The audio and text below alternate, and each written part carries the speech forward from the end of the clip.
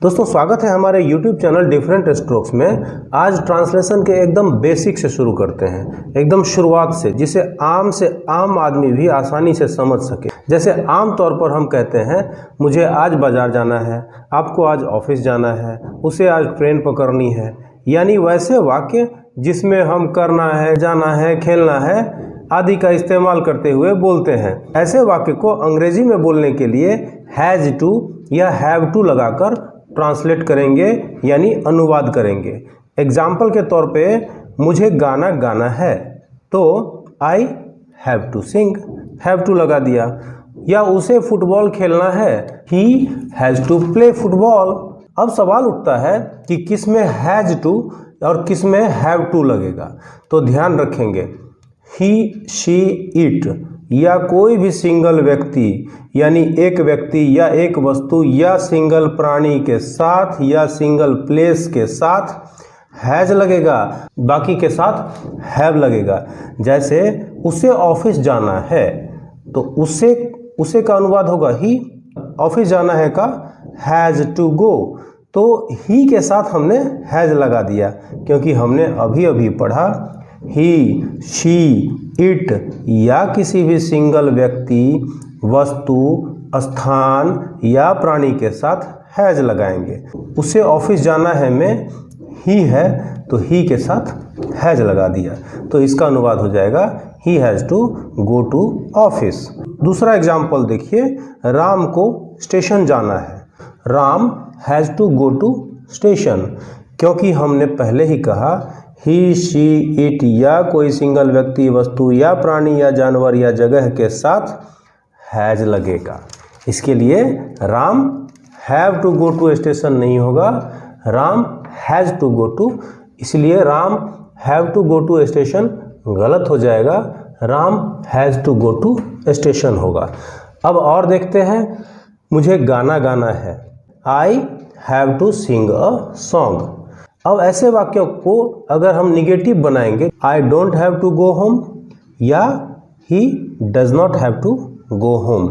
अब यहाँ फिर से आप ध्यान दीजिएगा, I do not have to go home लगाया और ही के साथ does not have to go home लगाया, क्योंकि ही, शी, इट या कोई भी सिंगल प्राणी, सिंगल व्यक्ति, सिंगल वस्तु, सिंगल प्लेस के साथ डज लगा देंगे। चूँकि हमने डज लगा दिया है तो हैज़ फिर से दोबारा नहीं लगाएंगे। उसे घर नहीं जाना है का he does not have to go to home. ऐसे वाक्यों का जिसमें जाना है, खाना है, करना है, नहाना है, ऐसे वाक्यों में अगर निगेटिव बनाएंगे, जैसे मुझे नहीं जाना है, उसे नहीं जाना है, तो ही, शी, इट के साथ या सिंगल नाम के साथ डज नॉट लगा देंगे।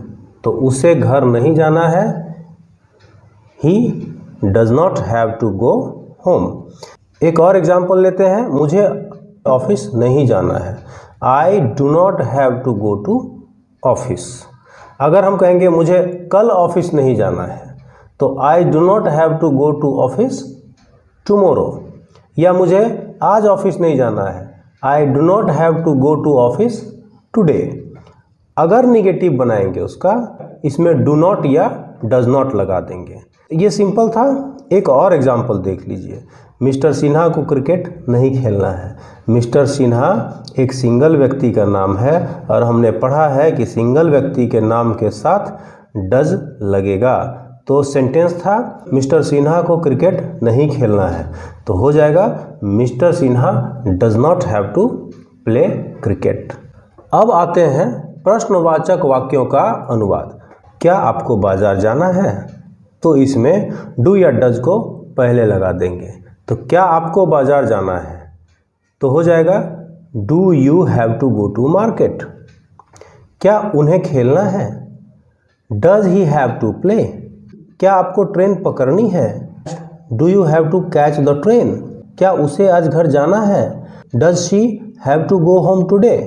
अब ऐसे वाक्य लेते हैं जिसमें प्रश्नवाचक तो है बट उसमें भी निगेटिव है, यानी इंट्रोगेटिव निगेटिव है। ये इंट्रोगेटिव निगेटिव को ऐसे समझते हैं, अगर हमने कहा क्या मुझे बाजार जाना है तो ये हो जाएगा इंट्रोगेटिव, और अगर इसका हम निगेटिव बनाते हैं तो वो हो जाएगा इंट्रोगेटिव निगेटिव, यानी क्या मुझे बाजार नहीं जाना है। Don't I have to go to market, क्या उसे बाजार नहीं जाना है। Doesn't he have to go to market, क्या मुझे आज घर नहीं जाना है। Don't I have to go home today. यानी पॉजिटिव सेंटेंस में हैज़ टू या हैव टू और निगेटिव सेंटेंस में हैज़ नॉट टू या हैव नॉट टू लगा देंगे, और इंट्रोगेटिव सेंटेंस में डू या डज को पहले लगा देंगे। Practice makes a man perfect, इसीलिए कुछ और प्रैक्टिस कर लेते हैं ताकि हमें इस पैटर्न के सेंटेंसेस का अनुवाद करने में लाइफ में कभी कोई दिक्कत ना हो। उसे फुटबॉल खेलना है, he has to play football. Has to इसलिए लगा है क्योंकि इसमें ही लगा है, और हमने पहले ही पढ़ा था कि ही, शी, इट या कोई भी सिंगल पर्सन, प्लेस, थिंग, किसी भी सिंगल प्राणी के लिए ऐसे सेंटेंस पैटर्न में हैज़ टू प्लस वर्ब लगेगा। तो इसीलिए उसे फुटबॉल खेलना है तो he has to play football. एक बात आप मन में बिठा लीजिए, ही, शी, इट या कोई भी सिंगल व्यक्ति, वस्तु, प्राणी या प्लेस के साथ हैज़ लगेगा, और उसी तरह ही, शी, इट या कोई भी सिंगल व्यक्ति, वस्तु, जगह या प्राणी के साथ डू या डज को लगाने का ऑप्शन हो तो यहाँ हम केवल और केवल डज ही लगाएंगे। उसे एग्जाम्पल के तौर पे समझते हैं, क्या उसे घर जाना है तो does he have to go home. क्या उसे घर नहीं जाना है, doesn't he have to go home. अब यहाँ देखिए, ऐसे वाक्यों जैसे जाना है, खाना है, हंसना है, खेलना है, ऐसे वाक्यों के साथ हैज़ टू या हैव टू प्लस वर्ब लगेगा। जैसे I have to go to station, he has to go to market. लेकिन ऐसे सेंटेंस पैटर्न का यदि इंट्रोगेटिव यानी प्रश्नवाचक बनाएंगे तो डू या डज पहले लगेगा, उसके बाद हैव टू प्लस वर्ब लगेगा। Does he have to go home. अब इंट्रोगेटिव सेंटेंस में हमेशा ध्यान रखिएगा, लास्ट में हम प्रश्नवाचक चिन्ह जरूर देंगे। अभी आप यहाँ देखेंगे, अब तो हमने देखा क्या उसे घर नहीं जाना है, doesn't he have to go home. अब आप यहाँ देखेंगे कि ही के साथ हैव लगा है, क्योंकि जब हम किसी सेंटेंस का क्वेश्चन बनाएंगे तो चूंकि डज को पहले ही लगा दिया है, इसीलिए ही, शी, इट या किसी सिंगल पर्सन के साथ भी यहाँ हैव ही लगेगा, क्योंकि हमने डज को पहले ही लगा दिया है। इसीलिए does he have to go to the market लिखेंगे। अब यदि ऐसे क्वेश्चन वाले वाक्यों का यदि निगेटिव बनाएंगे, जैसे क्या उसे घर नहीं जाना है, तो डजंट पहले लगा देंगे, यानी क्या उसे घर नहीं जाना है का अनुवाद होगा doesn't he have to go to. तो चलिए फटाफट एक बार फिर इस टाइप के सेंटेंस, यानी खाना है, हंसना है, जाना है, रोना है, इस तरह के और भी वाक्यों को ट्रांसलेट करके प्रैक्टिस कर लेते हैं। उसे कॉलेज जाना है तो he has to go to college. उसे कॉलेज नहीं जाना है तो he doesn't have to go to college. क्या उसे कॉलेज जाना है, does he have to go to college.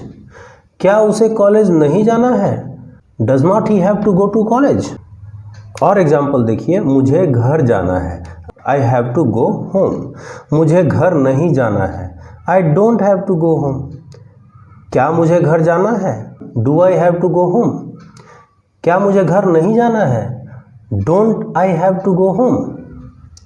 मुझे गाना गाना है, I have to sing a song. मुझे गाना नहीं गाना है, I don't have to sing a song.